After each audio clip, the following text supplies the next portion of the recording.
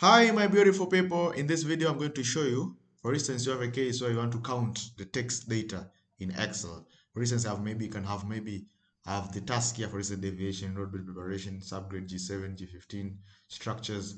So, for instance, I have like status I have to report to my either client or my project manager that how many status, like how many finished status are. Like, for instance, there are like how many numbers of done out of 15 count. So you can have maybe 15, sometimes you can have even 100 cells. So you need to do it in a very simple way. So I'm going to show you how to use it in Excel just to do it with the simple count if.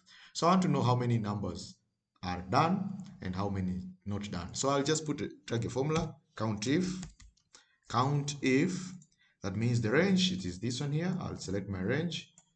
Then it gives you a criteria. What criteria? I'll put a comma here. Criteria, because I want done, I'll just do the double string here, done, then just like that, then close the bracket. So it'll give me there 10. We'll do a proof check. You can just do like this, for instance. You can just always do the filter and see if you are correct. So when you just try to select done here, okay, and then you just select them here at the bottom, you get there 10 of them. So that's it. So going to the number of not done now, just drag the same formula here. Add the formula here, count if, range is the same range here, voila. Then the criteria now, double string should be not done. Make sure you don't misspell because it will just give you an error.